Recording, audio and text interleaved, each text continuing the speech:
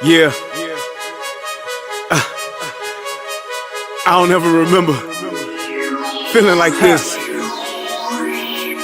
But I'm out here in these YouTube streets. So I want you to get your fingers. I don't know what you're doing. I want you to right get now, your mouse. I want you to check me out. And I want you to check me out. Get ready to do this. It's the relationship rehab. Like, share, and subscribe. We coming at you live. So come on, let's take a ride. Then subscribe to United Guns of America. Just click that link and listen up to what I'm telling you. It's the relationship rehab. Click that link right now. You know what I'm saying? It's your boy Brian Redmond, and I just want y'all to subscribe to my channel. You know what I'm saying? I want you to let me know what you think. I'ma talk about some things, you can talk about some things, and we can do our thing. You know what I'm saying? I mean, it's all about having a conversation, right? I mean, if we can't talk to each other, then, I mean, what are we really here for? I want y'all to be able to just come over to my channel, talk to me about what's going on with you, and I can tell you what's going on with me, and we can build some things. You know what I'm saying? That's all about growth, baby. So click that link, go ahead and swipe on your phone, whatever you gotta do. Share my content. It's just get me out here, baby. Cause we just talking, you know what I'm saying? It's like, I like doing what I'm doing because it's about the people. It's about us having a conversation with each other. It's about us discussing whatever needs to be discussed. And on these YouTube streets, this is the best place to do it, baby. Like, share, and subscribe. That's right. Click the link. Click the link. Yeah. I just want to say thank you to everybody that's out here that's already subscribed. You know what I'm saying? Cause y'all ain't the first one, and y'all ain't the last one. So I just want to give a shout out to everybody that done click the link, that done click the share, and then subscribe to your boy. Cause we gon' grow this thing together, baby. Relationship rehabbing, United Guns of America. To the world blow up, baby. Yeah. Click the link, baby. Click the link, baby. Yeah. Hey, I just want to send a shout out to all y'all. I love y'all. That's why I do this. It's for the love of us, baby. I appreciate all of y'all. Ooh, we gon' do this thing. We gon' do this thing right here, baby. Hey, look, if you at a computer right now, just go ahead and click your link. What else you got to lose, baby? Tell me what you think. Hit the comment section. You can jump on the live panel. We do it all here. That's what it's all about. So come holler at your boy. I've been doing this for years, but I just got onto this YouTube thing. So hey, let's see what it do and where it can go. To United Guns of America. Just click the link and listen up to what I'm telling you.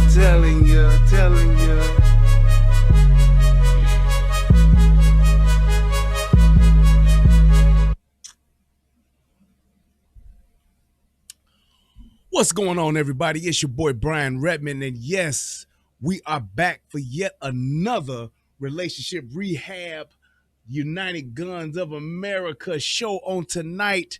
I'm so excited to be here with you guys. And I must say that I have to start out the show with an apology and a correction. Now, some of you may not actually, hold on, let me stop this real quick. Some of you may remember the last show that we had where there was a discussion about the succession of presidency. And that discussion, quite enjoyable, I might add, led down the road of what happens when or if the president does it, not does it, but if the president dies or the president is not capable of performing his duties and is removed from office. And we got on a discussion the topic of what happens with the Speaker of the House. So after the show, I oftentimes reflect on what goes on and laugh and sometimes giggle to myself as I ponder on the highlights of the show that took place, and it's quite enjoyable for me. But after this particular show, I said, let me go and look again to see if I was correct as I thought I was. And it turned out that I was not. So what I did was I got the information and then I said, well, this is something I must present at the next show. So here we go, if I can find it. So essentially, what I Googled was um, Pelosi and becoming the president, or her becoming the potential vice president. And then I said, well, no, let me go a little bit further. And I came upon a fact checking page. And essentially, what this came down to was the 25th Amendment.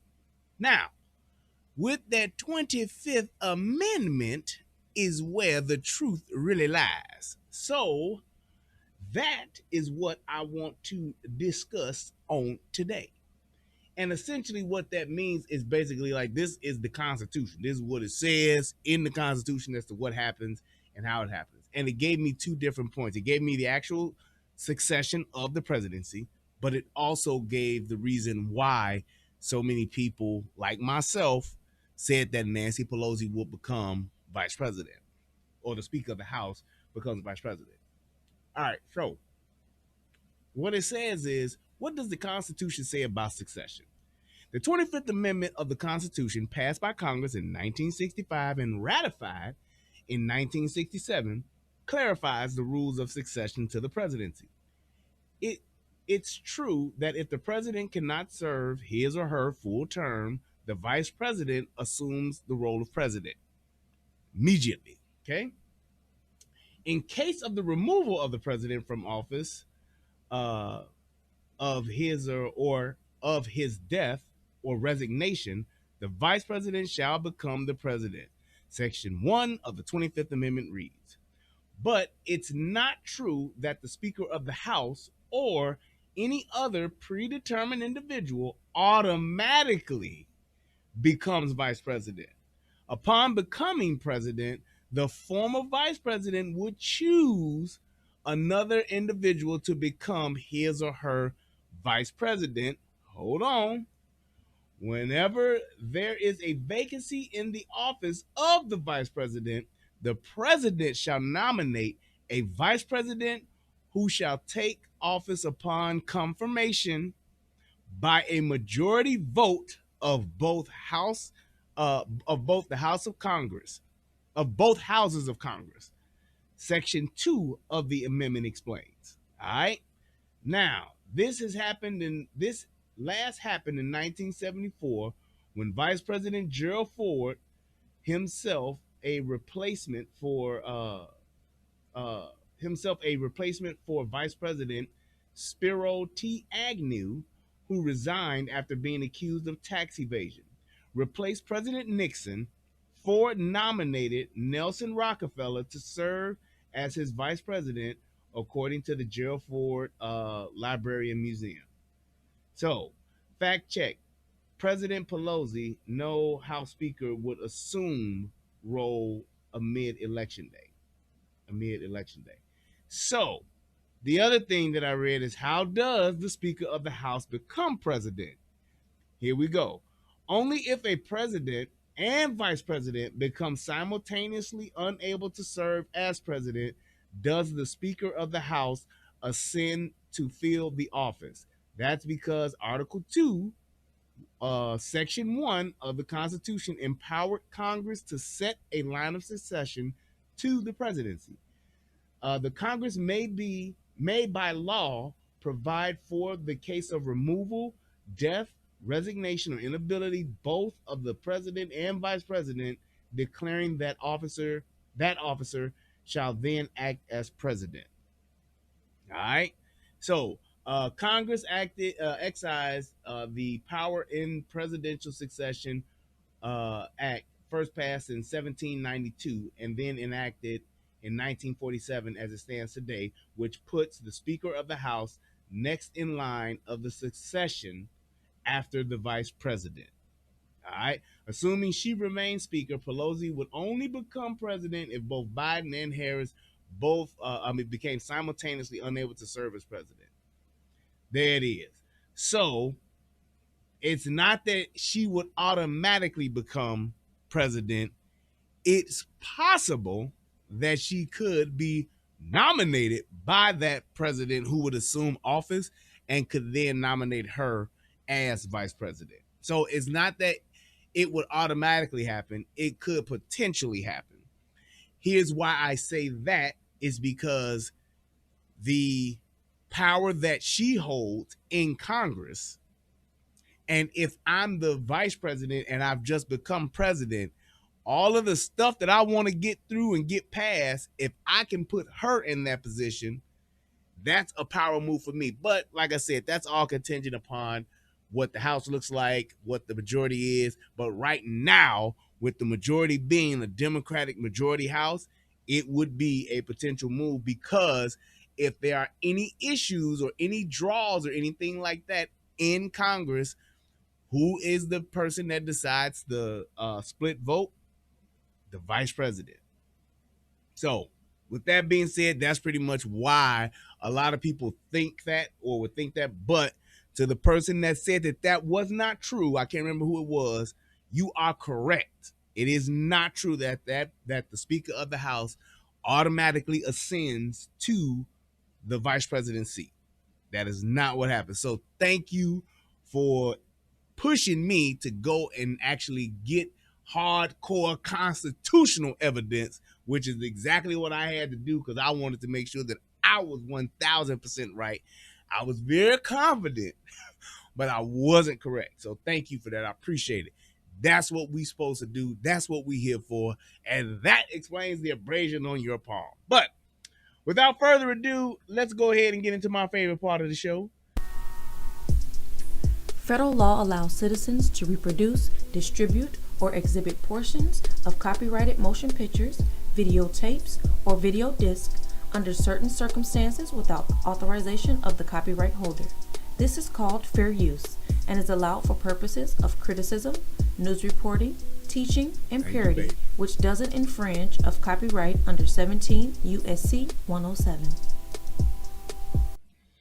Alrighty. So, wait, what does that say? I apologize for the off-topic comment to follow. I swear on my children, it's with good intentions. Forbes reporting that Russia is saying it's not attempting to isolate its interior intranet. I don't know what that means, but Russia is acting as if they are trying to isolate, i.e., so they can hack the global internal and crash the financial system. Are you saying they trying to do that for here? What's up, Brad? Are you saying they're trying to do that for here? I don't get that, but I guess I don't know how that, if you have to, okay, let's see. If you have saving, leave 2 weeks, outgoings, but drop rest in safe deposit box. What? If it works out, our digital cash is gone. Oh, if it works, our digital. Oh, I get what you're saying. Okay. Wow. Yeah, man. This whole thing and this, I don't know, man. I guess I'm kind of confused about how this is all as far as the Ukraine and Russia and our involvement or non-involvement with it. I'm trying to see, because I know what everybody's thinking like initially, but I'm trying to look at the long game, and that's what I'm really trying to see, and that's what's a little, I guess, foggy to me, is figuring out what the long game is, because Biden ain't smart enough. He's not the move that's being made and the strings that's being pulled. I don't believe that it's for right now. I believe it's for the long game. I believe it's for something down the road, and it's like, because this is something that didn't have to happen, but the fact that we here, I would really like to know and find out what the whole, I guess, how this affects us 5 to 10 years from now, because it's like this initial thing with Russia and all that kind of stuff. It's like, okay, I see what it looks like on the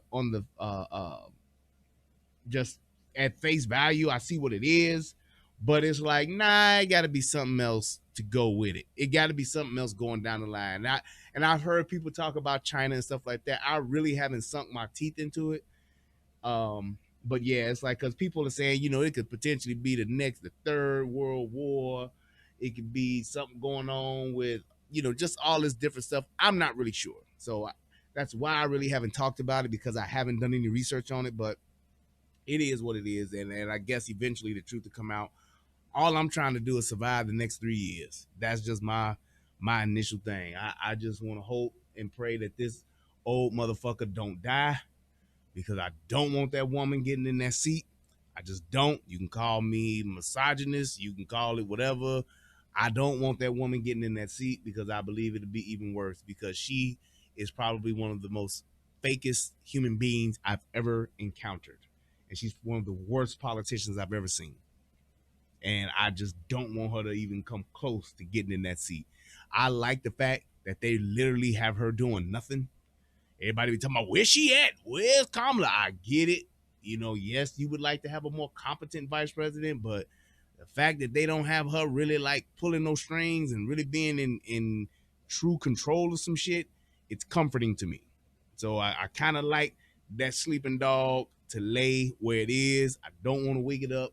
I damn sure don't want to give it no responsibility or power. I just want her to go around with them big ass teeth and just keep on with the fake smiling, lying about how she listened to Tupac and smoke weed and all that shit. I'm fine with her doing that, because she can't really do much damage. But with that being said, I want to go ahead and get into the show, and I am going to pull up exactly what I want to talk about. Here we go. So, Akron, Ohio. Boy, I tell you, not only does Ohio have some shitty weather, not only does Ohio have several of sports teams that I hate, i.e. the Indians, i.e. the Cavaliers, i.e. the goddamn Browns, i.e. everything in the Midwest and ain't Chicago. I hate it.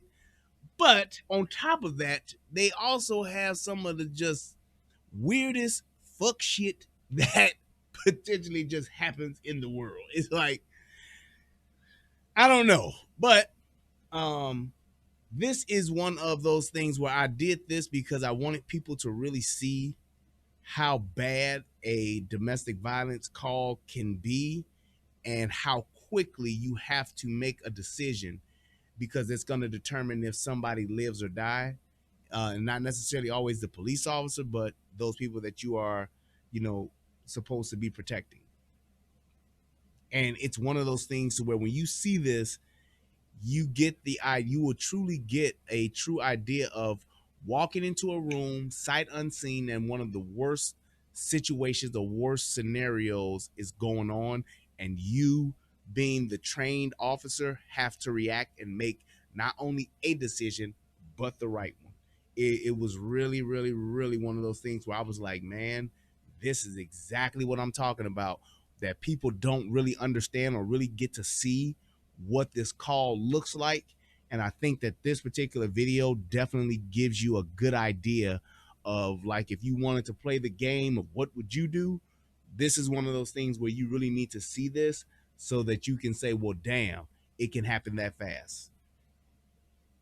It can happen that fast. So without further ado, let's do this. At 3:43 a.m. on Thursday, December 23, 2021, Akron Police received a 911 call from the 2400 block of 26th Street Southwest. The female caller reported that her estranged husband entered her home through an unlocked door. She stated that she had a restraining order against him and he wasn't supposed to be there. She was able to lock her boyfriend and herself in an upstairs bedroom to call police. The victim also stated that her disabled brother was in a separate bedroom. The victim informed the call taker that the suspect was armed with knives and a baseball bat. Boom. Listen to that one more time. So this is the call. Ex-husband, them broke into the house. The victim, the ex-wife, has a restraining order. All right. Also, the ex-wife has her boyfriend there in the house, her new boo, right, in the house with them, and she has her brother living there as well, who I believe has special needs. Now, not only has the ex-husband broken in, but he also has knives and a bat. They've also barricaded themselves in a bedroom.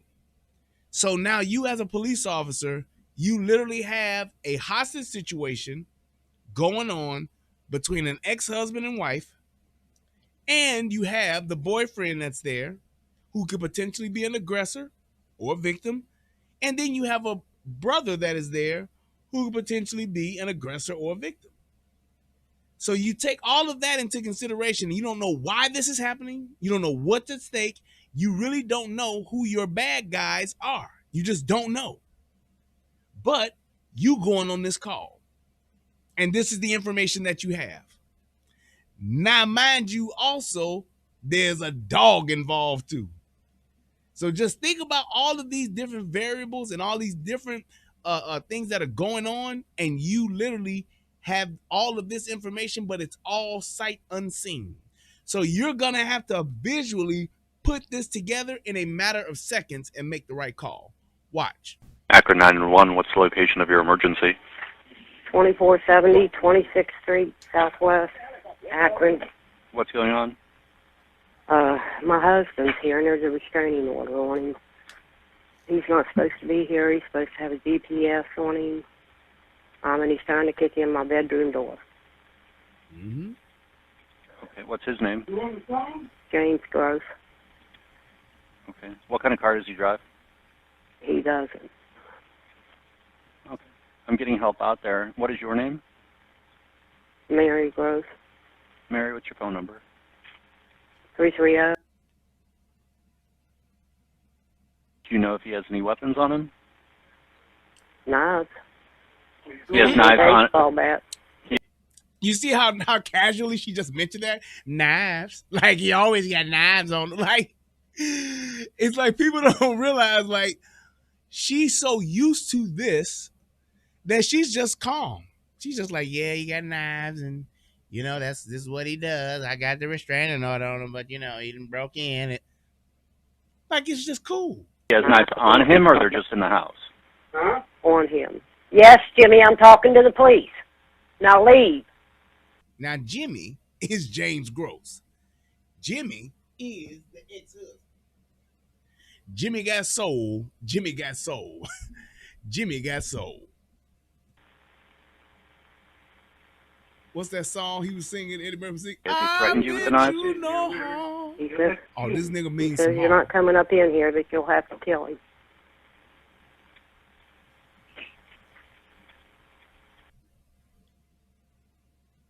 How old is he? 58. Is he white, black, mixed? 7. White. About how tall is he? About 5'9". About what does he weigh? Mm-hmm. About 180. Okay. What color is his hair? Black. Okay. Does he have any tattoos that are visible? Yeah. Where? On his arms. On his arms. It's like and you got legs. all this going on, and she's just as calm. Okay. And Jimmy doing what so, he does. how did he get to you? He walked to your home? Yeah. Does he stay nearby? I don't know. You don't know where he stays. Okay.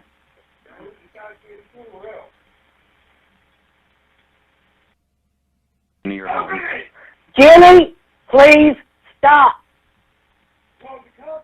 He's threatening to break the door down. Okay, but how did he get into the house itself? Huh? How did he get into your house? The door was locked. Okay. Do you hear this? It's like this Is is there anyone like else in the house ridiculous besides that you and she's him? this calm with this shit going on. Yeah, my brother. And this is my thing. It's like, as far as, you know, I tell you, I would say a lot of times that police officers, when they hear these kind of calls, they're not trying to rush to get there because they're hoping that by the time they get there, he's gone or she's gone, whoever was the problem causer, they're gone. Because with her being this relaxed, this is a clear indicator that this ain't her first rodeo.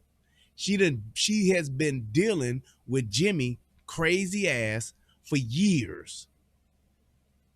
For years, probably before when they was boyfriend and girlfriend, to when they were husband and wife, and now that they're ex-husband and wife, they're divorced, it's still going on. So that means that she's just as much of a participant in this dysfunction as he is.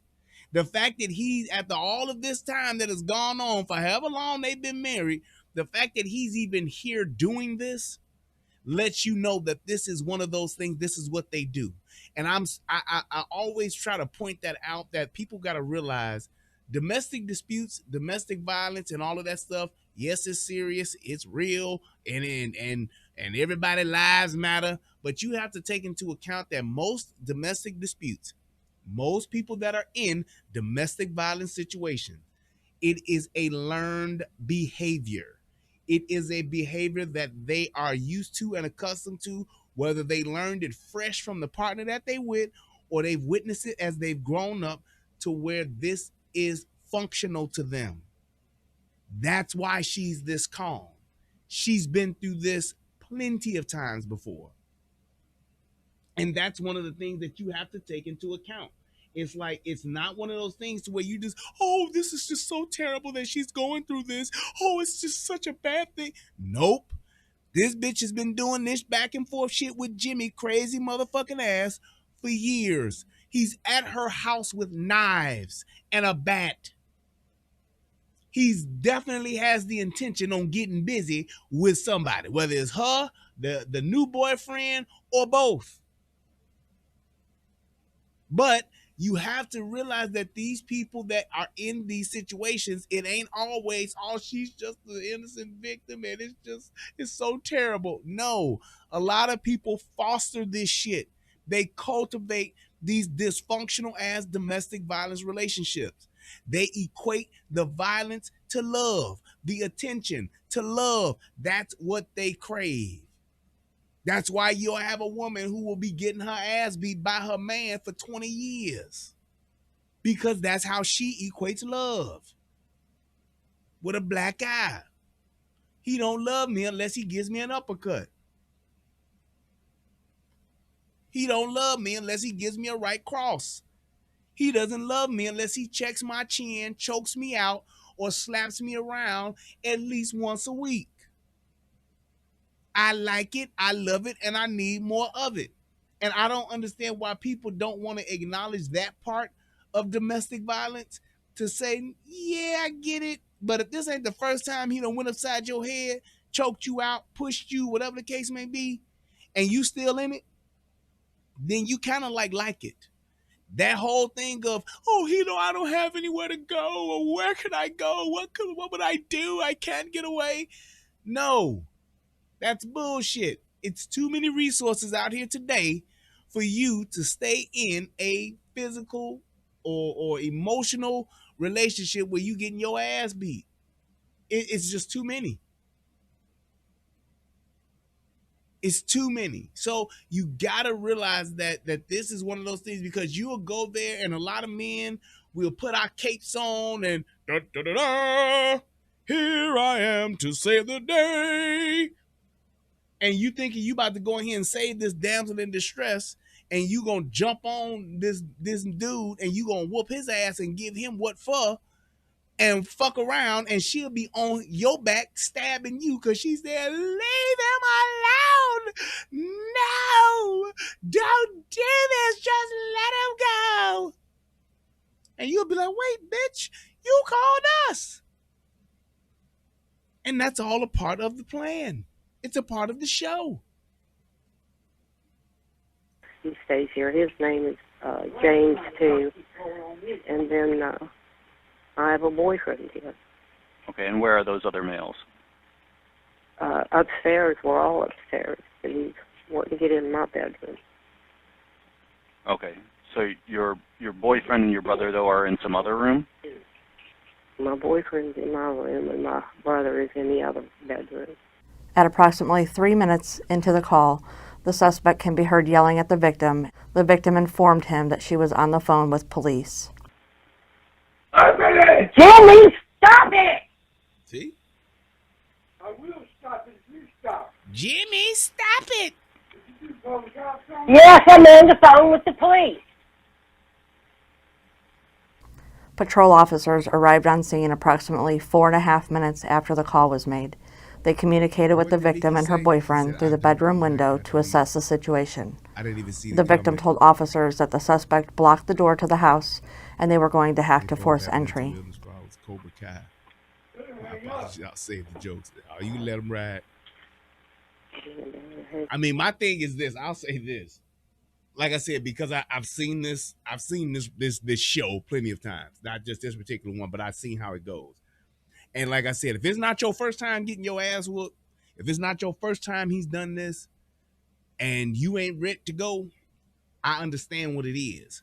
So this is one of those things to where I'm more so looking at this not as we got to stop domestic violence. I'm not looking at it from that lens.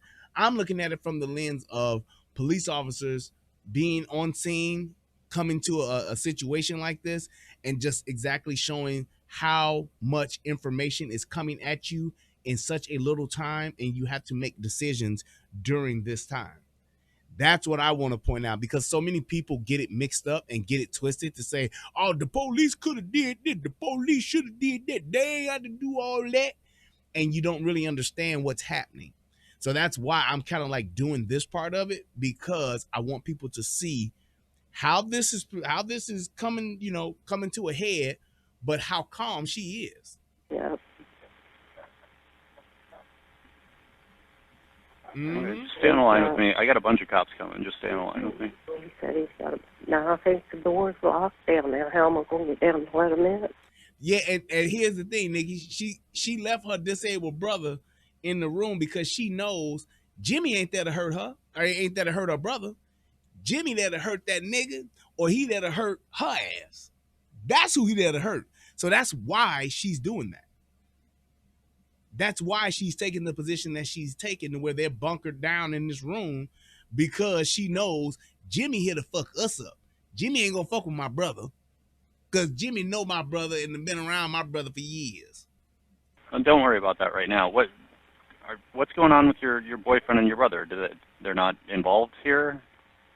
Yeah, my brother wants to, but my brother he had a head trauma, and Okay. I can't let him, they said it could kill him.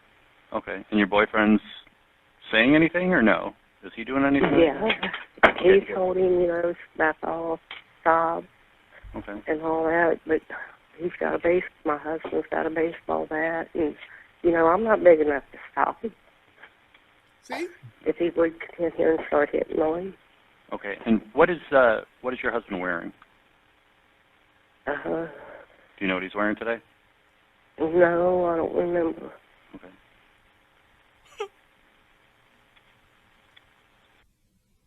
It's got a bunch of cops coming. Do you see how calm she is? It's like this. This motherfucker's in the house, and she's just as calm, answering questions just as fine. Like, she really doesn't even believe that her life is in danger, because she's so used to Jimmy and his fuck shit. He's going downstairs now. I think there's the police. See? Yeah, they're pulling up now. What do I do? I mean, they can't get in. Just stay where you are right now. He said, just stay where I am right now. And she's just relaying this to her boyfriend, the new boo. Yeah, there's quite a few of them out there. Yeah. Yeah, he went to court yesterday, and like I said, he's supposed to be wearing a GPS. This is like 7 domestic 20.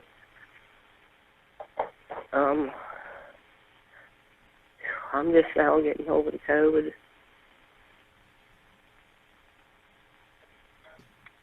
This is why, like I said, he's still out there. it's such Should I go out so he'll stop? I don't want you to do anything until... She's literally trying to deal with this dude, and she's calling the police pretty much because her boyfriend probably made her, because he don't want to deal with this motherfucker. But she's so used to it that she doesn't even realize the potential danger she could be in, because it's happened so many times before and she hasn't died or come close to death that she thinks, oh, well, Jimmy's just being Jimmy. Jimmy got soul. That's all she's thinking. That is all she's thinking. And this could be Jimmy's potentially last rodeo, where Jimmy's like, fuck this, I'm tired of this shit, I'm gonna end this bitch once and for all. Right, Jimmy crack corn and she don't care. And that's why, and I'm just telling you that this is a thing that a lot of people won't point out. The reason why she's so calm ain't because she there with her boo, it's because she's done this countless times before. Countless times. And so many people go through this back and forth, not realizing that this might be their last time. And they don't get that realization that they could die until they are literally about to. Oh, he done slapped me around before. He done broke my jaw before. He done broke my arm before. He done cracked my ribs before. He done broke my eye socket before. But it's not until that time where he got that butcher knife in her chest around the 4th or 5th stab that they then will realize, oh shit, I may not make it this time. Well, goddamn, I think Jimmy's really trying to kill me this time. That's why you have so many women that will go back and forth with these men and will go back and forth with the pulling and the pulling, the pushing and the pulling, the arguing, the fighting, because they've gotten so addicted to the breakup to makeup. Because I'm sure when they was married, Jimmy would come home, whoop her ass, give her some right crosses, give her a couple of combos, and then they would have the best makeup sex possible. And she loved every minute of it. It was her thing. She loved when Jimmy would come home, gone off that narcotic or whatever the fuck he was on, and would whoop her ass and then fuck the shit out of her, and then they'd make it up and she'd be fixing eggs and shit in the morning. Swollen, broken, black eye and all, bruised and battered, she'd be happy. Oh, Jimmy, the way you choked me and pushed me down those stairs, I think I bruised my hip, but oh my God, the sex afterwards was amazing. And Jimmy's sitting there like, yeah, bitch, I know. Fix my motherfucking eggs over easy this time. I'm gonna whoop your ass this morning. And she like, I know. Well, the police dispatcher tells me that I should have you move. He said he was surrounding the house. Yeah. Should I tell him the police is out there? I'm sure he knows at this point. I don't want... He can't see from his bedroom to the front of the house. She literally wants to help him. Should I tell him that the police are out there? I'm pretty sure he knows, bitch. Okay, well, I was just asking if you wanted me to let him know. I'm not afraid to open the door and talk to him. It's like ridiculous. In the other bedroom. Can you open up the window and talk to the police who are out there?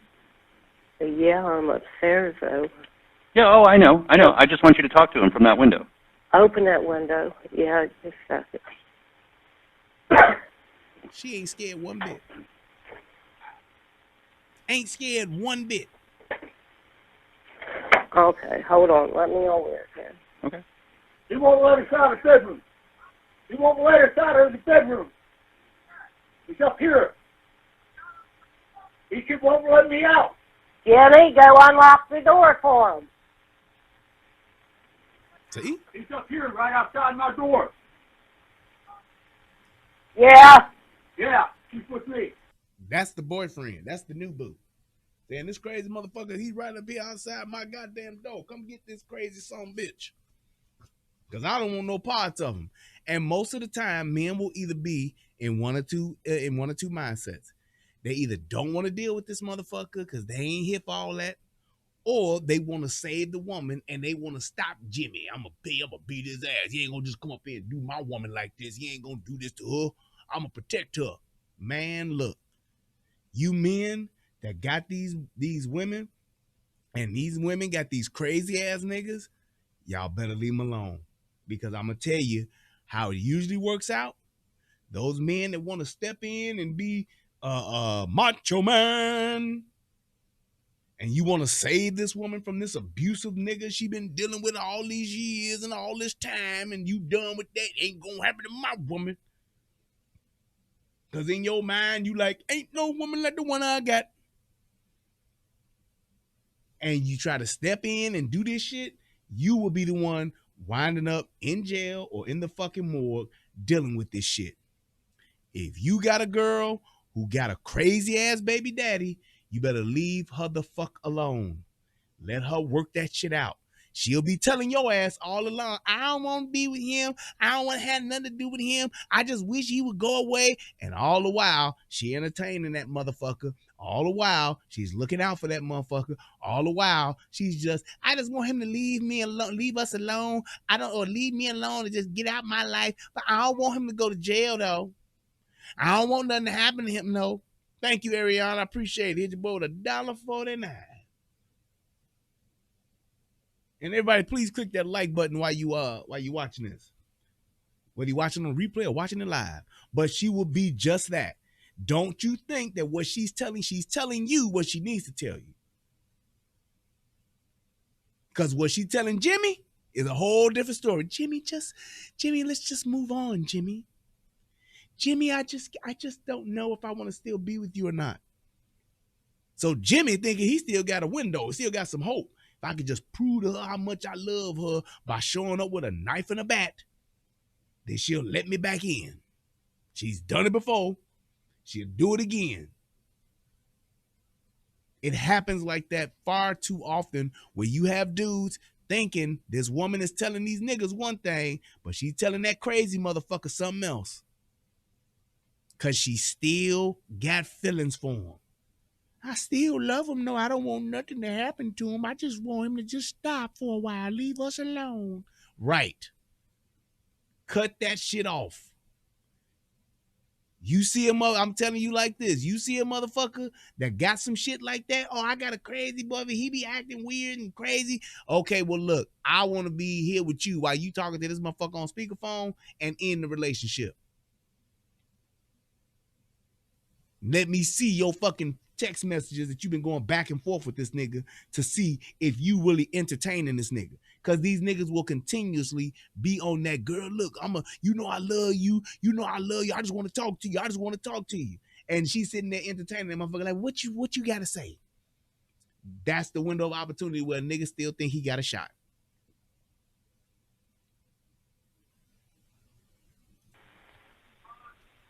And that's why they'll show up with a knife and a bat, talking about they ain't gonna stand for this shit no more.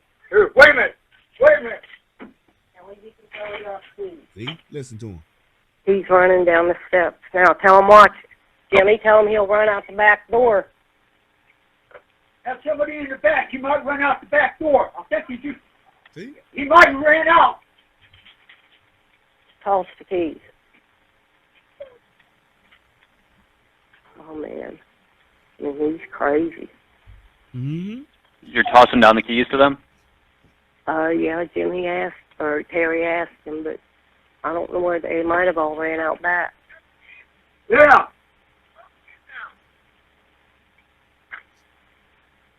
Okay, he's throwing the keys. Now, Okay. once have you heard, please hurry. Not once have you heard, I'm so scared. Not once have you heard, I think he's going to kill Tell me. him he's running back upstairs.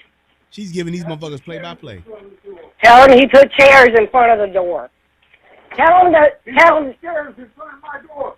No, he put stairs in front of the downstairs door. Oh, he's in front of that door. How did she know that? Because the bitch done probably opened the door to look and see what Jimmy's doing. Because she just wants to see her crazy man doing crazy shit. Tell him to force entry because they can't get in any other way. Force it. He put chairs in front of the door, Terry, so that they can't open it with keys. Well, they'll get in. He said it's okay to force it, and they've definitely got a reason to force it with everything you're telling me. So just hang tight there until they're with you. Yeah, he's with me. Yeah. She is. He's in my room locked up. You hear all this Yes, shit? sir. And it's like when you Yes, look sir. at, just listen But to how she is she's very dealing with friendly. this. I'll keep her in here. She is going to stay in here.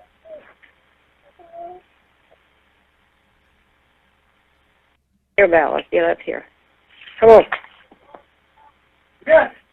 Come on.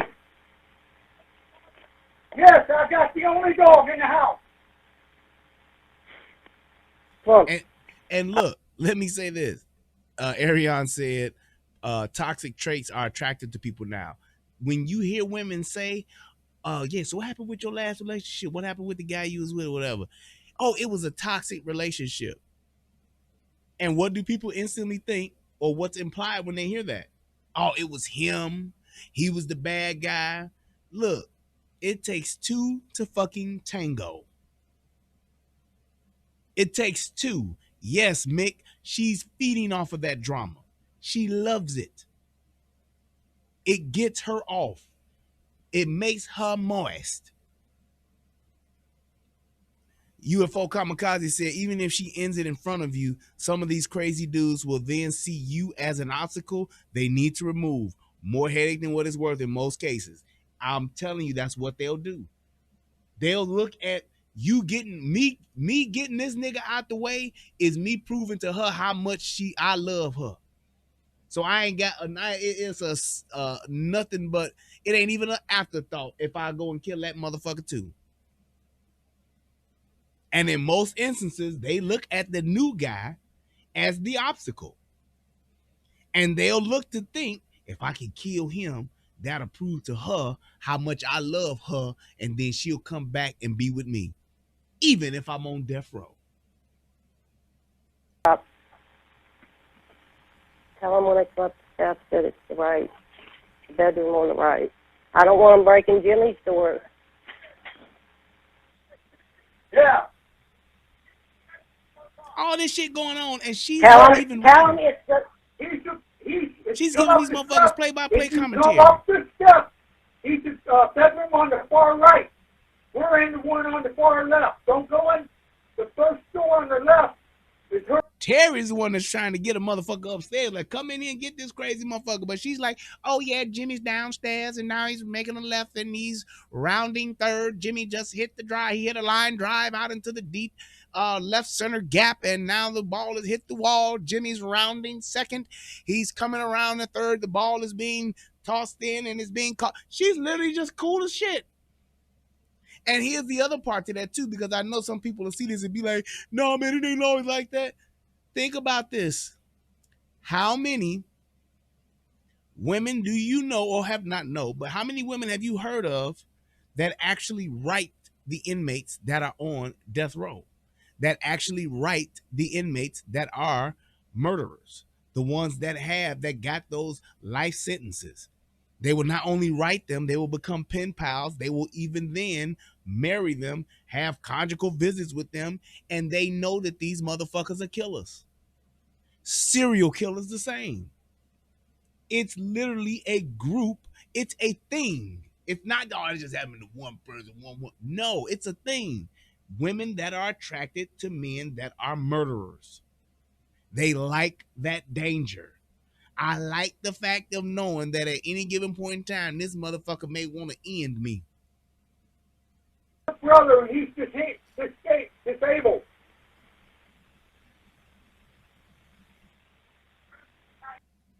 Happens all the time. Up the steps.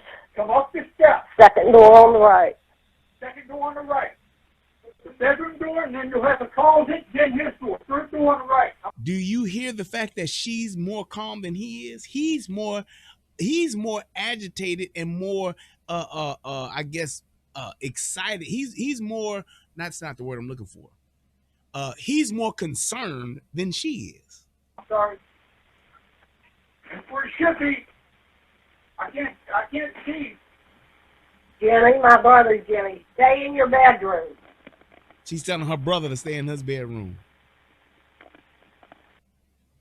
Ma'am? Yeah. Okay, they are sending in the police dog, so keep your bedroom door closed, okay? Do not open your bedroom door. They're sending in the police dog, so make sure you keep her right there. Yeah, keep your dog restrained and keep that door closed, okay? Okay, I've got a knife in the side of the door and 2 locks on it. Okay. Oh, God. Officers initially were going to deploy the canine to make an apprehension, but prior to doing that, the situation escalated and they could hear the victim yelling at the suspect. At 10 minutes and 45 seconds into the 911 call, there was a loud bang and the victim yelled that the suspect kicked in the door and he was in her room. That information was relayed to the officers and they made entry into the residence. As they forced their way into the bedroom, officers discovered the suspect holding the victim from behind at knife point. So here's what's happened now before we go ahead and do this part. So Jimmy has realized, oh shit, the police are here. I got this knife and this bat, and yeah, I'm probably about to go to jail for a long time. And Jimmy now is probably like, well, fuck it. Let me go ahead, top of the world, made it, ma, and let me go all out. And Mick said, white women do the serial killers, black sisters breed with the psychopath, the psychopathic thugs, or psychopathic thugs. I think psychopathic thugs. It's a real thing. Histophilia, or that's what it's called. Excuse my bad spelling, no worse. But that's exactly what happens. How often do you see the crazy thugged out nigga in the hood struggling when it comes to bitches? Ain't getting no pussy. I've never seen it. I've never seen the wildest nigga in the hood. I've never seen the nigga that's insane that everybody know is a killer. I've never seen that nigga with no bitches. Never. Never seen it. Always got hoes. Always got bitches. No problem. When you got women dating and marrying motherfuckers that's already done committed their crimes and on death row, when you got women that still will go and lay up and have this nigga's kids knowing this nigga a crazy ass killer, they like that shit. And it's even like with us in the black community, when you look at the shit of it being like, why thugs got so many bitches, it's the same mentality. I like a nigga that got bodies. What was old girl name that said that? That was King Von ex-girlfriend. I don't even want no nigga to talk to me unless he got 3 bodies. That's what it is. They really get off on this shit. And I'm just saying that to say that's why I don't feel sorry for these motherfuckers. I really don't. When the shit goes left and they get caught in the crossfire and they wind up dead, stabbed, acid poured on them, gas burned alive and all that shit, I be like, damn, but I know it's not their first one or their first time. It's just that this is the time where the fire got turned up a little bit more, if you will. Do Fed charges still have 3 strikes? Have 3 strikes rule for violent felony? I don't believe so. The 3 strike shit, that was with the '94 crime bill. I don't think that was a federal thing, but that's just what it is. I mean, that was a federal thing, but I think they got rid of that.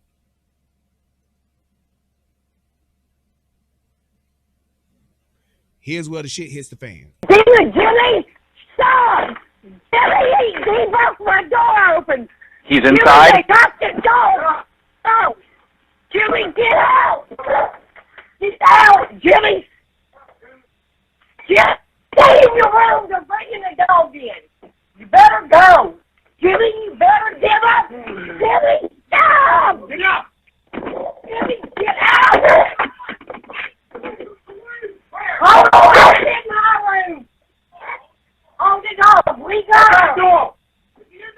Yeah! Open the door! Hey, Jimmy, got it! What? Open it! Jimmy, stop!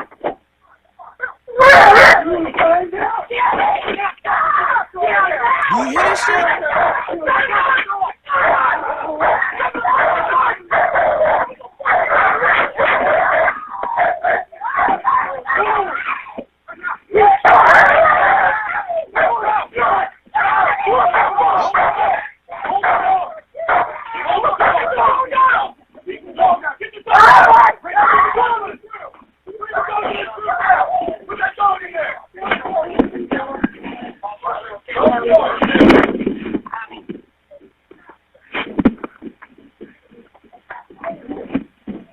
Not once did you hear her saying, help me, please, help, please. Her whole thing was, Jimmy, stop. Jimmy, stop. Jimmy, stop. And she didn't think about that shit until he broke that motherfucking door in. And Jimmy shit was like, I'm going to get you, bitch, before these police get me. Here comes up.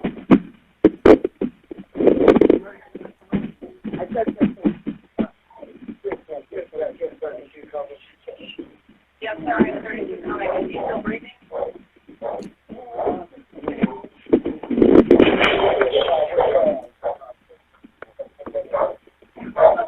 Jay said, if I got a dog and somebody breaking my house, that dog better have a dog. Here's the thing, though, James. I'm sure that dog know Jimmy.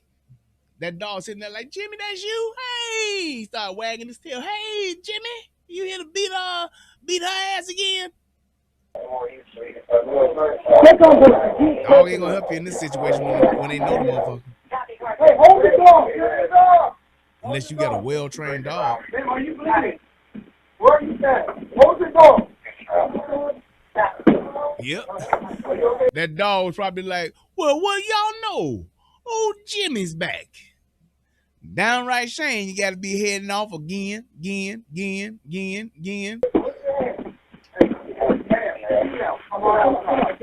hold the dog. Come out. Hold the dog. Come out. Come out.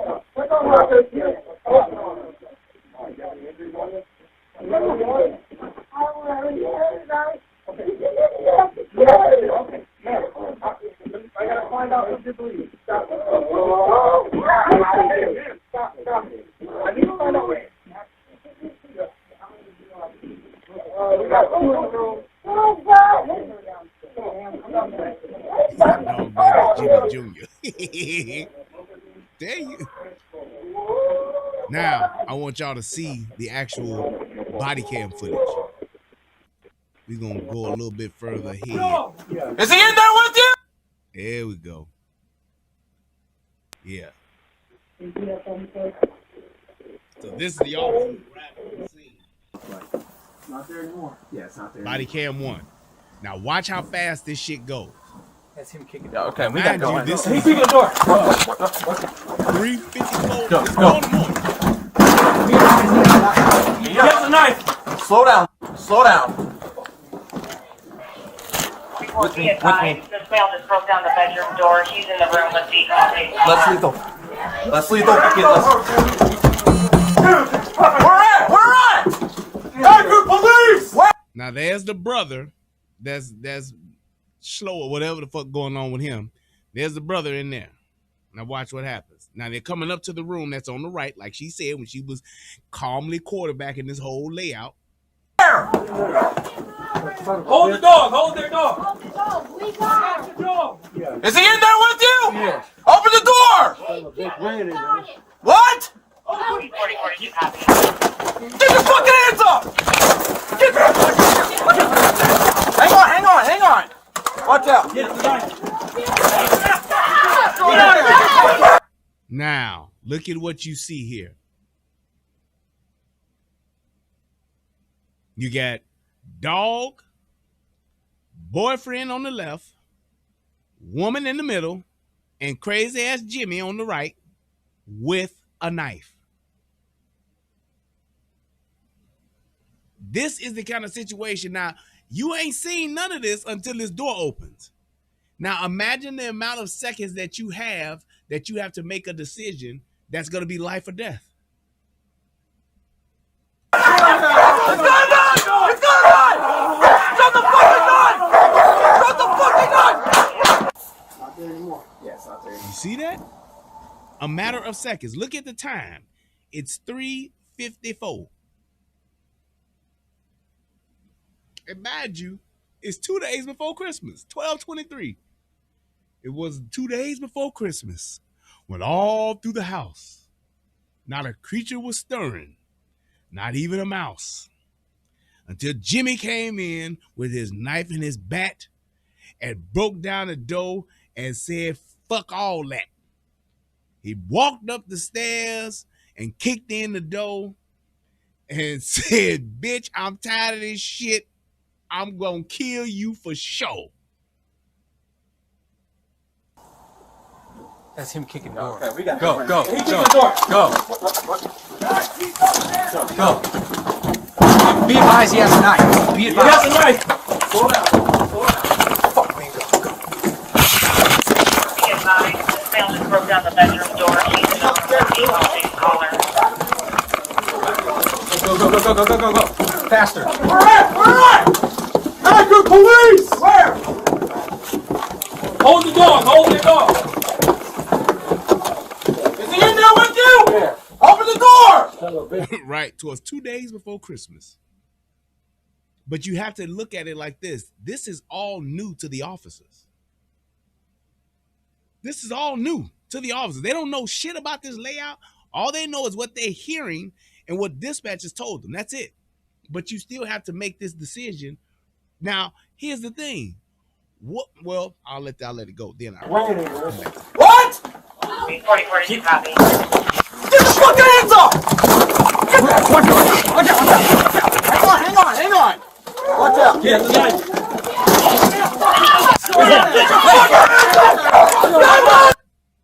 see the dog, see Terry, see, I think her name was Debbie or whatever the hell her name is in the middle, Mrs. Gross, and then you got Jimmy on the right. There's the taser. Now, is she breaking away? She trying to get away? Well, you see in Jimmy's left hand, there's the knife. And do that dog got on a fucking scarf? What the fuck is wrong with people?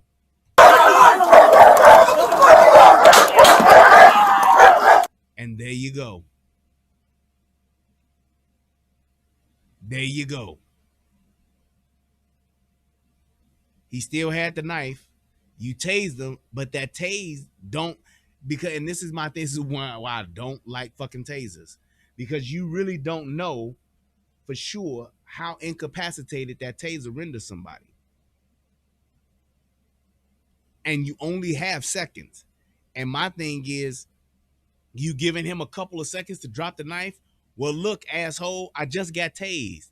Maybe I don't have control of my hands to let the knife go.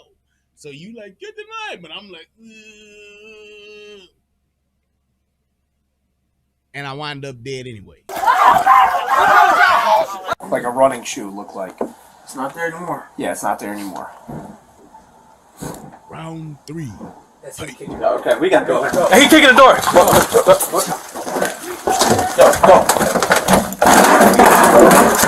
You have the knife. Slow down. 44 be advised. And here's the thing. I know some people may think that, man, why would he tell him to slow down? Here's why. It's because you don't know what the fuck else is in this house. Number one. Unfortunately, she may be in a fucked up situation and he could be stabbing the shit out of her. He could have went stabby McStabberson on this motherfucker, but because you're coming in and you may potentially have to fire your weapon, you want to make sure that you're shooting the right motherfucker. And it's hard to see all of that at 4 a.m, going through a house that you ain't never been in, and all you're hearing is barking dogs, yelling and screaming behind closed doors.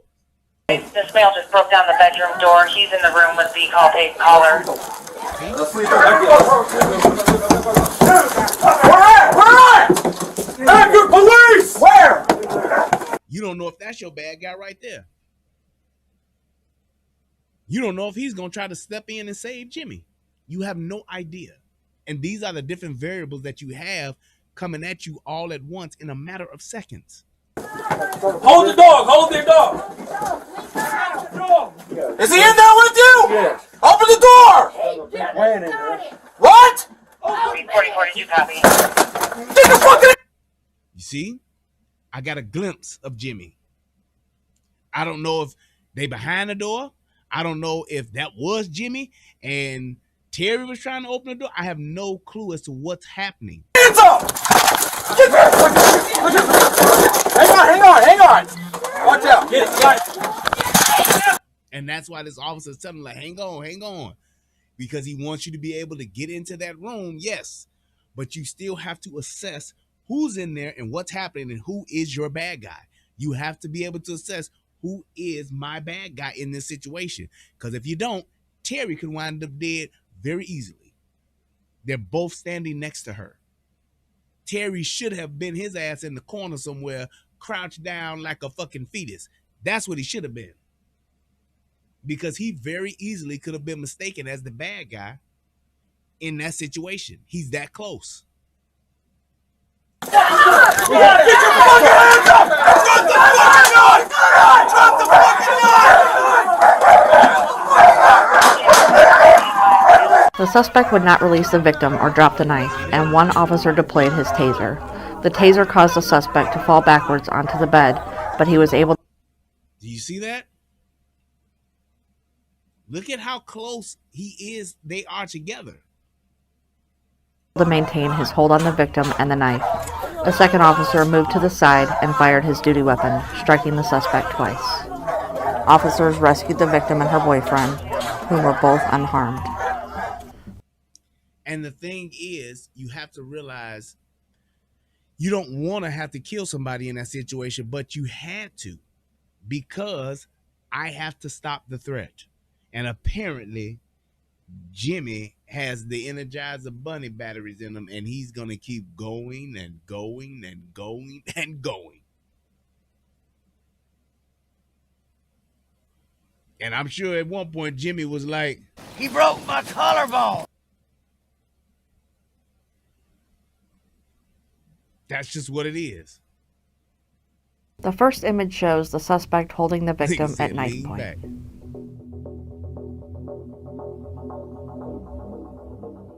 2 seconds later, the taser is deployed.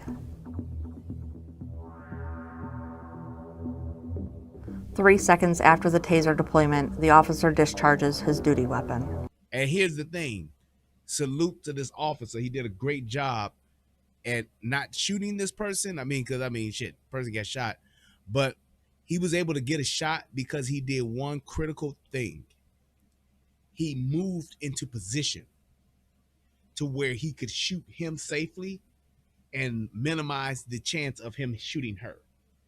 Facing both of them, that's a bad shot. That's a very risky shot. Him moving off to the side and being as close as he was, that's what you want to do. You ain't going to try to grab the knife out of Jimmy's hand. You ain't going to try to wrestle Jimmy to the ground, because that's how you get stabbed. And people will say, well, he got tased and he was holding on to the knife. That wasn't his fault. Well, the thing is, Jimmy shouldn't have fucking been in that room no way with a goddamn knife. Jimmy should have threw his hands up as soon as they broke down the door. But Jimmy didn't. He was like, fuck that. Jimmy wanted to crack corn and he didn't fucking care. And you know what happened to Jimmy? Well, he died doing what he loved.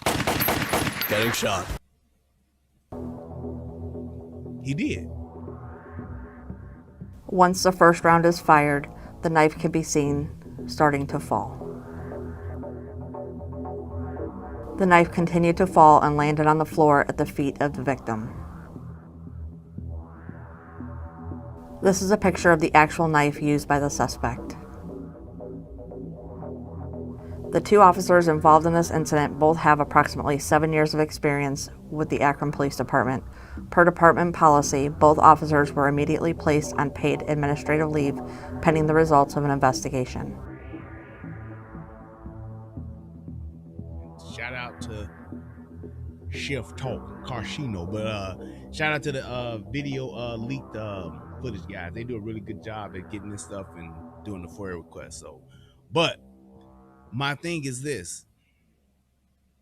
I honestly feel sorry for Jimmy. As shocking as it sounds, my point was to just show you how quick you have, how much time you have to make a decision. But I feel sorry for Jimmy. And let me tell you why. Jimmy, I'm quite sure, loved the shit out this bitch.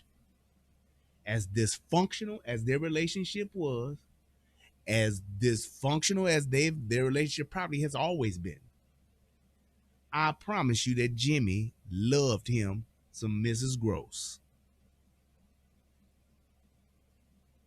And that man was there literally fighting for his woman, fighting for his ex-wife. And a lot of men, hear me when I say this, a lot of men get to the point to where when they lose, and especially with Jimmy being as old as he was, 58 years old, if I done lost the woman I've been with for however many years, what else do I have? What else do I have? I can't tell you how many men are put in this situation where their woman moves on or their woman wants to get with somebody else and want to be with somebody else because they finally didn't get tired of Jimmy and all his ass whoopings for the past 12, 15, 20 years, whatever the fuck, however long they was together. But Jimmy just couldn't let go. Like Anthony Hamilton says, I can't let go. I can't let go. No, no, no, no. Whoa, whoa, whoa.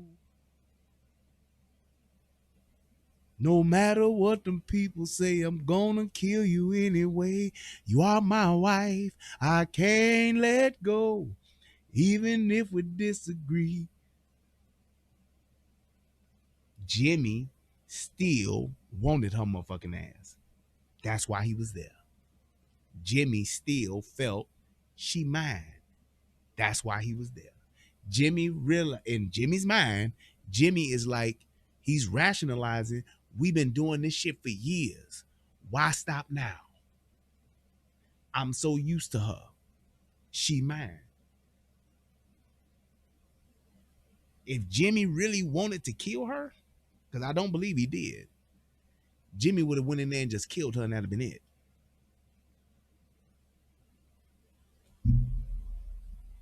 Y'all saw how paper thin that door was. Jimmy could have kicked in that door and stabbed the shit out of her and ended her life and been done with it. And ended Terry's life as well, and that damn dog. Jimmy didn't want to kill her. Jimmy wanted her back. Yeah. He wanted her back. Ooh, baby. He wanted her back. When I showed up at your door with my knife and my bat, I really didn't want to hurt you. I just wanted you back. So I walked around the house and barricaded those doors, 'cause I was hoping that at some point you would open up the door.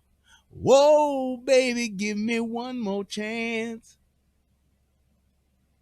so I can run up on you. Won't you please let me back in your room? I will kill Terry if I have to, girl. Yes, I will kill Terry.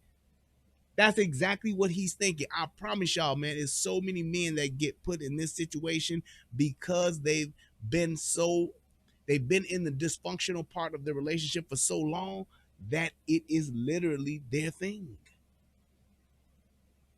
You look at Ike and Tina. That shit went on for fucking decades.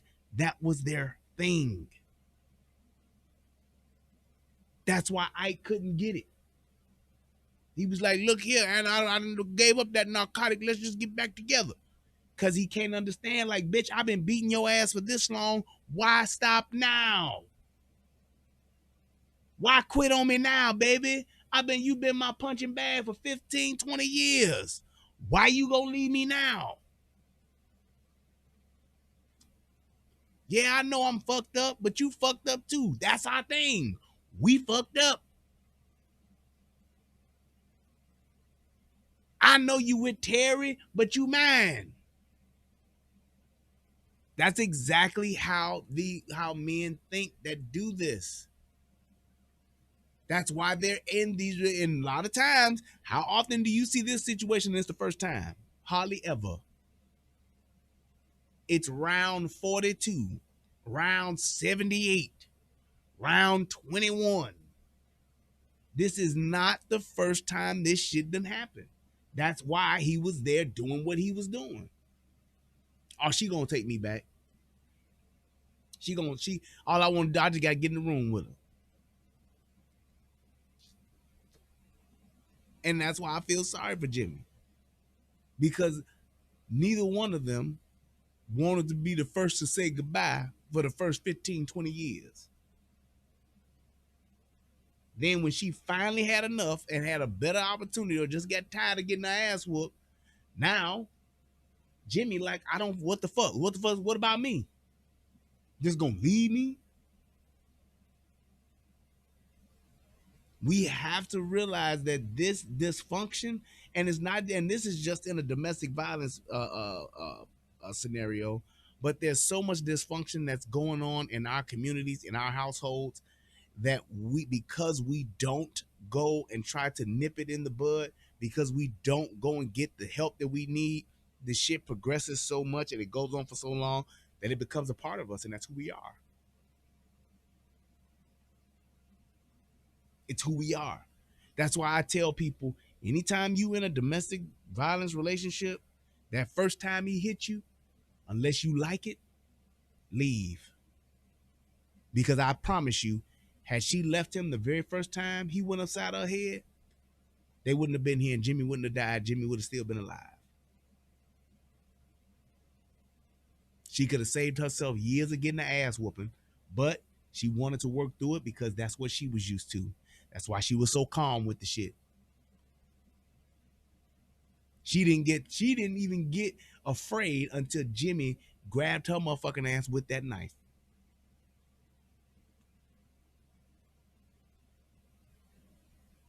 And my thing is, the fact that this didn't happen this time, but how many times will it happen to where an officer gets hurt? How many times will it happen where the officer shoot the wrong person? Then they gonna blame the police. How about we put the blame on both of these dysfunctional motherfuckers for putting police officers in this situation? I understand that it's the job, but why would you foster a relationship and continue to cultivate a relationship that gets to the point to where this is what y'all do? Because I bet you Jimmy's intention was to either get her back or die trying, like 50 Cent. Get your bitch or die trying. And Jimmy just could not let go. I'm sure that was Jimmy's house at one point or another. I'm sure that Jimmy was like, man, I can't just give all this shit up and let her go like this. And I'm telling you, women that get into these relationships, that first time he hit you, push you, shove you, bite you, choke you, if you really don't want that type of relationship, get out right then and there. Because the moment you take him back, hear me when I say this, the moment you take him back is the moment you okay it and you condone it, and you're letting him know it can happen again. And you may want to be, well, I'm just going to give him one more chance. Okay, Biggie. One more chance. Jimmy, give me one more chance. Jimmy, like lyrically, Jimmy kills all the honeys, dummies, playboy bunnies. Those want money. Those are one I like because they don't get Nathan but stabination. That's exactly what happens. I'm telling y'all. I know I'm making fun of this shit, but I'm just saying, I'm just so used to this shit. My PTSD, I've gotten accustomed to this shit. But you gotta realize that anytime you in this type of relationship, whether it's you or whether it's your sister, your auntie, your cousin, your friend, the minute they take them back that first time and it happened again, just know that's what they want to do. That's what they want to do. That back and forth, that fighting and fucking and struggling and all that shit. They like that shit. And they think that that's love. Because they saw their mama do the same thing or they saw their daddy do the same thing. And they've learned that as that's how we express that love. Fighting each other. You doing some fuck shit that's going to piss me off and me beating your ass because you done pissed me off. And then we going to fucking make up. So I hope that this video helps somebody become a better version of themselves. I hope that this will be one of those things that people can really look at domestic violence in a different light and understand that there are a lot of moving parts to this from a law enforcement aspect and more so from a relationship aspect. The type of relationships that you allow yourself to be a part of. And shout out to Nikki Watson, hit your boy up again, and Smoke the Great One. Hit your boy with a donation. Thank you so much. Hit your boy with $10. I appreciate you. Nikki hit your boy with $10 and then came back and hit your boy with another $5. That's what's up. I appreciate that. You gotta realize that any man that puts his hands on you, he may actually love you. He may care about you. But that ain't really love. And if you're okay with it, just know a lot of times it can end in your ass dying. Because there's plenty of men that's on death row. It's plenty of men that's in jail that done did this same thing and they won. They got that bitch in the end. Plenty of times it happens that way. So I'm telling you. And shout out to my man Mick, hit your boy Parker, hit your boy with $28. I appreciate it, man. Thank you so much on the PayPal side. Thank you. I'm glad you said something so I could check it. And just join the monthly membership, my man, sir. That's what I'm talking about. I hope it pop up so I can put you on a new level. But that's what you have to realize to say, hey, you can't foster this type of relationship because it won't end until one of y'all are dead. This particular time, she won. Game, blouses. But it could very well happen the next time and Jimmy will win.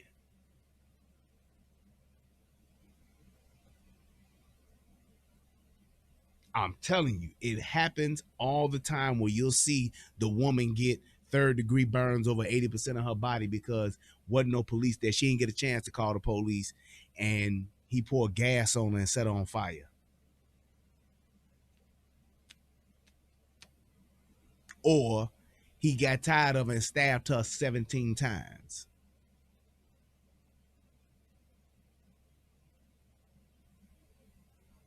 I'm telling you, it happens. And you have to take that into consideration and take that into account to say, well, if this kind of stuff is going on, then it's not just a thing of the bad guy being the guy is the bad guy and he's the devil and all.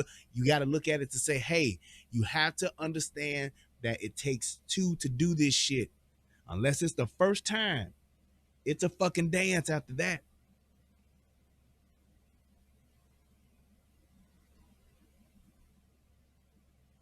I haven't been in this type of situation, Halo, but my daddy, he's seen it. He's told me about it. Other fellow police officers, they talk about it all. Talk to anybody that's been on the job 3-4 years. And a lot of times, you know, with a lot of officers, especially if they're not moving around and they just in like one area, they'll know the people. They'll be like, oh shit, is Jimmy and Terry and them acting a fucking fool on a Friday. One more again. Jimmy done got paid and he got drunk. Here we go. He done went to, a lot of times they'll be like, oh man, if they done call, we done got a call. That means Jimmy done went too far this time. He ain't just slapped her or nothing. He done probably broke something this time. He tearing up the house now. That's why she called. You get there and they'll be like, what happened? Yeah, he slapped me a couple of times, but then he just started, he broke the TV. That's when I called y'all. Oh, so you wasn't mad at the fact that he whooped your ass. You was mad that he broke the TV. I don't want him to go to jail. I just want to get him out of here for the night. And then just, well, man, we can't just leave him and get him to calm down. We don't do that. Your ass got to go to jail, Jimmy. Just talk to him. I'm not his therapist, ma'am.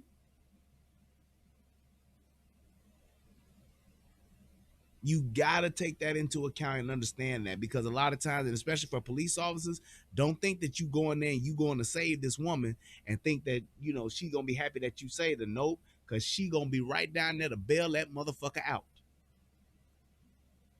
She gonna beat you to the police station. You'll pull up to the station getting ready to book Jimmy, and she'll already be in there posting bail, waiting on him to his paperwork and shit to come through so she can get him out. And as soon as Jimmy get out, she gonna be waiting on his ass. She'll be waiting on his ass, standing outside the jail in the car, waiting to pick him up. I hope this video helps somebody become a better version of themselves. I hope that somebody will see this and will understand the dysfunction that they're in if they are in one of these situations, and will say, damn, I got to get out of this shit before me or my kids or somebody else gets hurt too. Or they may just finally have enough sense to care a little bit more about themselves, just that bit more about themselves, to where they do get out. I know you may not, and to those people that are in these type of relationships, because there's men in these relationships too, then they getting their ass beat by their woman and they can't call the police because they don't want to be embarrassed. And I'm telling you like this, care a little bit more about yourself so that it don't end like this. Because I promise you, that bitch cried for Jimmy. She missed Jimmy. So, till next time, I want to say that thank you guys so much for tuning in. I appreciate each and every last one of you. I'm really glad that I was able to do this video just to show you guys what it's like from a policeman standpoint. But I also wanted to point out the relationship rehab part of this shit is just how we deal with domestic violence and how things can transpire and how these relationships actually get other people involved in that dysfunction to where they got to do things like this. Because I'm quite sure that officer didn't plan on shooting somebody in the head twice on a whatever night at 4 o'clock in the morning. So till next time, people, I love y'all. Peace. I appreciate each and every last one of y'all. Thank you to the person who made me go and verify that information as far as the Speaker of the House becoming the Vice President. I hope that helped, and I hope that people were educated by that. I love y'all. Till next time, peace, and I'm out. If you're watching this on the replay, click that like button, leave me your comments, and also click that donate button. Hey, also to the person that was in my chat talking shit about me, about the way I do my show and my content, my views going down, motherfucker, I ain't gonna call your name, but you know who you are. I'm extending the invitation right now. Shout out to Nikki, hit your boy again. I'm gonna tell you like this: if you want to have a conversation with me, just hit me up, email me. I don't mind having a conversation. I don't. It makes no sense. I didn't like really go back and forth on the comment section because I don't want to leave long ass story comments about you saying this and I'm saying that. Hit me up, email me, let's set up a date and time and we can go live and have a conversation on the show. That's what I'm here for. You want to talk about me and how my views went down, I stopped doing the R. Kelly stuff or whatever the case may be. Yep, I got a response for all of that. So if you really want to have a conversation with me, great. If you think that you're just going to go and troll my comment section, though, you're going to get your ass blocked. So with that being said, I thank you guys. I love y'all. Until next time, peace, and I'm out. What's going on, everybody out there in the internet world? It's me, Brian Redmond, also known as the Relationship Rehab. And I need you to do 2 things. What are those 2 things? Subscribing to both my channels. I need you to go to the Relationship Rehab, subscribe to that channel, and then I need you to go to United Guns of America and go to that channel. Now you may be asking, why would I do that, Brian? Because it's two of the hottest channels on the internet.